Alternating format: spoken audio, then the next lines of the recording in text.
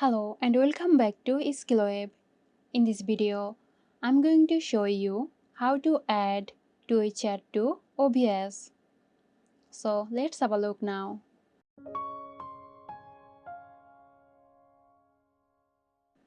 At first, open your OBS Studio and now go to the settings. Then from here, select Stream. Choose Twist from the menu. Click on Connect.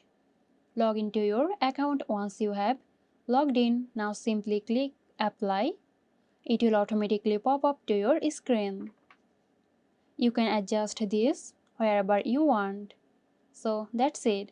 Hope this video helped you out. Stay tuned for more helpful tutorials here at Streamlabs.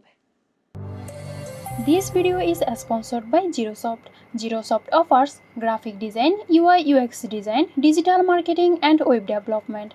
Elevate your brand with Zerosoft today. For more details, check the description box.